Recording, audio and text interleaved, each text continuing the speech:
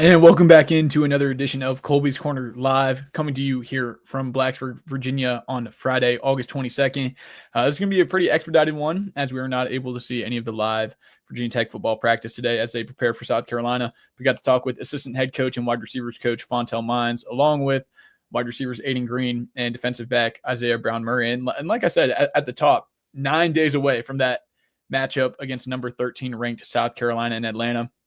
The days are ticking down. It's starting to feel like fall. Students are moving back in. It's becoming that time. Excitement's building, starting to get a clearer picture of what may be coming. So looking forward to that. But jumping right into things, first off, starting off with Fontel Mines, he really talked a lot about some questions with the wideout depth, leadership, and identity in that wide receiver room. He sort of led off the press conference with the media availability, however you want. It's that point in camp where it's transitioning not only from camp, but to game week and game prep, obviously, for South Carolina.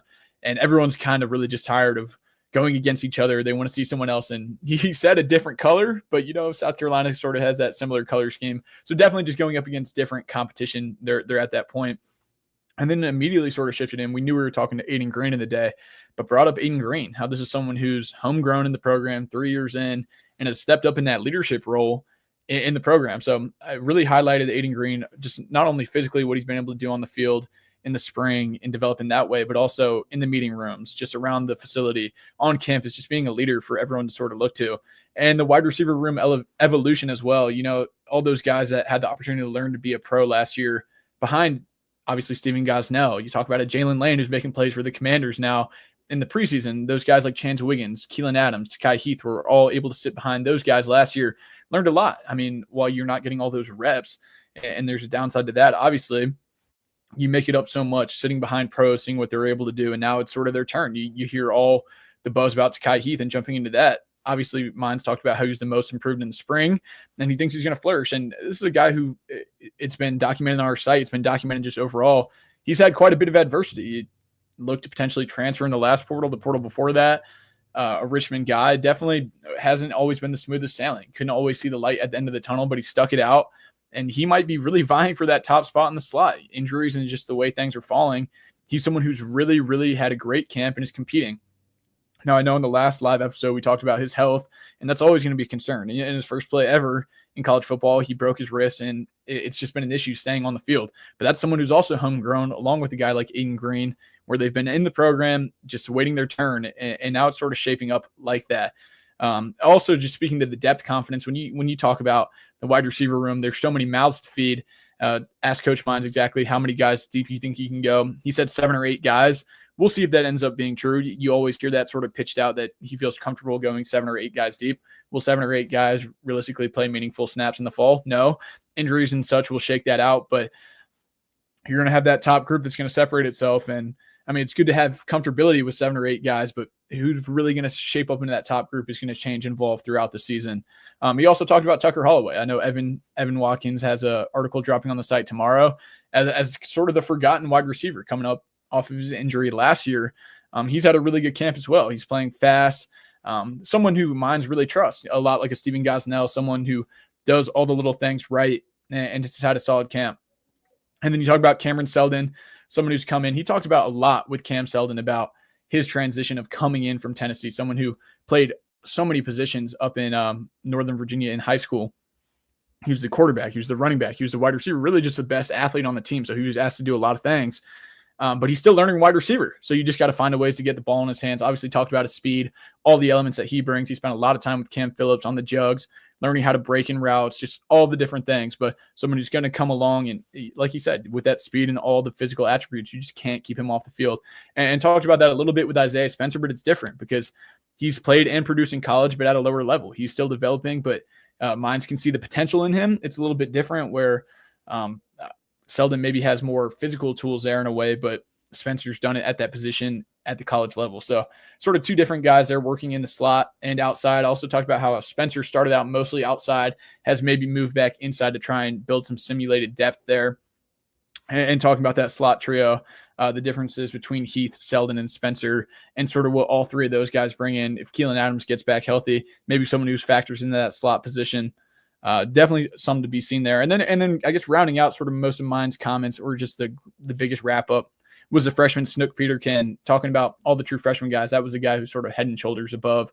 You talk about a Luke Stewie and Micah Matthews and Cam Sparks. It sounds like Snook's that guy, the most explosive plays in camp, but also at the same time, the most mental errors as well. It's the boom bust. And that's what you expect with a freshman, a guy who enrolled over the summer, someone who's going to have to take his licks before he sort of figures it out. And that's what you'd expect, but you want him to just go out there and play fast. I think I referenced that in the last episode, and Mines is pretty happy with his development there. So that was sort of the massive biggest touch-ons. Before we move on to the next segment, I still want to shout out again our sponsor, PS.app. If you're looking for a greeting card, I know we're moving up on the college football season. A lot of exciting things coming in. But if you need a greeting card, anniversary card, birthday card for anything, just got a birthday card for my mom. Shout out tomorrow. Shout out one of the founders of PS, birthday today, Ian. Make sure to go over to PS.app. Use code Colby for $1 off your next card. I was just messing around in there today with the AI feature. You can customize your card however you want. So make sure to go check them out. Virginia Tech company doing great work. But moving right along, next up to Aiden Green, talking with him. And the biggest thing I think with him, he's always had that confidence, growth, and leadership, but now it's sort of really evolved into that wide receiver one mindset. And now it's really his time. Said, I'm a guy to look to on becoming a leader. Mines now leads on him to sort of handle how that room operates. Now you talk about a guy like Donovan Green, who's come in with a lot of experience, but Aiden Green's been here for 3 years, and he sort of is the elder statesman in the room. Maybe though he's not the oldest. He talked about how age is just a number. Is sort of funny hearing coming from someone who's 20, 21 years old, however old, saying it's just a number, and that he's always sort of been playing years ahead, has always been a little bit more mature. And that shows. It exudes out of him the confidence.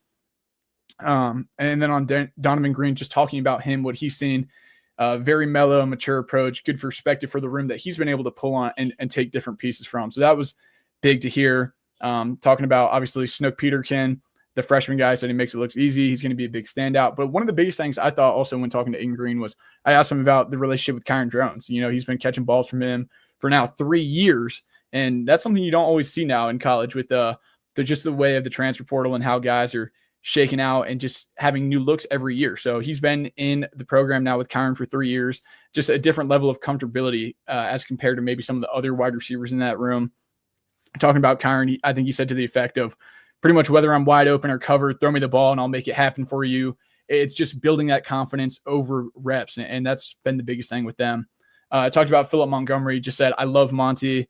He pretty much said he's going to shoot you straight. He's excited to roll out the offense and show people what they're all about. But he said just beyond even that, he's a great guy, someone you can talk to, not only about football, which he obviously does a lot staying in his ear, but also just in life. So he has confidence in the offense and also on expectations. That he made some claims like you would expect, like be very confident in the confidence ability to go win the ACC championship, go beat South Carolina, go contend for playoff games. Spoke pretty clearly that those are his goals and expectations. He feels pretty confident about the work they've put in. And I mean, that's sort of what you would expect. You don't want to expect them to come out here and say that they're not ready to go get after it and go win. But, to hear that, it has to exude some confidence for the other team guys and rah, get them up going for a big opening game against South Carolina. Lastly, we'll wrap it up with who we talked to, Isaiah Brown Murray, the transfer coming from ECU. I have a really great long form, in-depth interview with him up on the channel, Colby's Corner with Isaiah Brown Murray. We dive into a lot of different stuff off the field, the transfer process. I would really highly recommend you go check that out. A really, really great interview just with a lot of insight. I think the biggest thing with Isaiah Brown Murray, though, heading into camp, heading into the season is he going to shake out at that starting nickel position, or is he going to move outside? And that's sort of still what he gave us before we see it South Carolina. He said, it's where I'm just best going to fit in. That's where I'm going to go. Obviously, splitting time between both those rooms is a lot, but learning that nickel position in the spring, like he'll tell you, he took his licks there, but that challenge sort of excited him and kept him more involved. And like I said, like I've sort of had him penciled in at that nickel position, but really how it shakes out at corner is going to depend. I think you're going to see him working at outside corner and nickel this year just for the versatility. He touched on, again, it's been well documented that he played for the Little League Virginia Tech Hokies and his North Carolina or a Pee Wee or Pop Warner football league. And then he also shifted it a little bit going forward to South Carolina, said they have some really good receivers. It'll be a good challenge. Didn't go too much into it, but obviously they've started that prep work.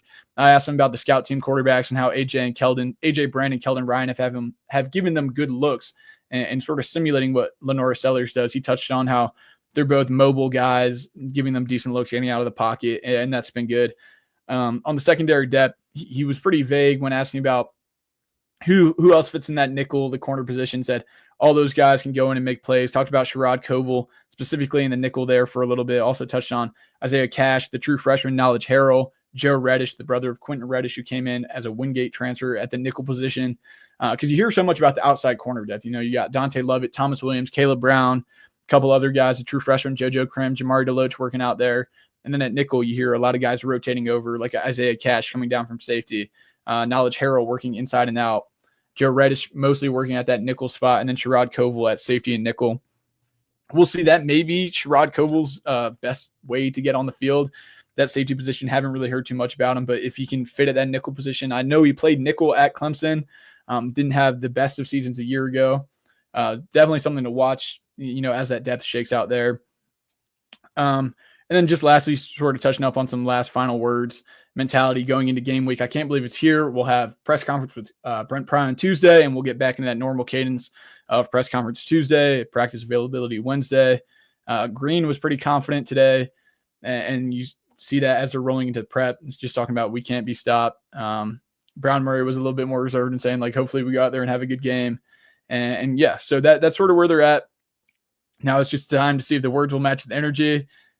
We'll see if the Hokies can execute down in Atlanta. It's going to be a good time. We'll keep you covered over on vtscoop.com with all the updates. Appreciate everyone jumping in here on a Friday night. About to head over and see my sister up the road. Like I said, go celebrate my mother's birthday tomorrow. So appreciate everyone jumping in here. Looking forward to keeping these rolling throughout the year. And yeah, have a great weekend. Stay safe. And yeah, here we go. South Carolina game week next.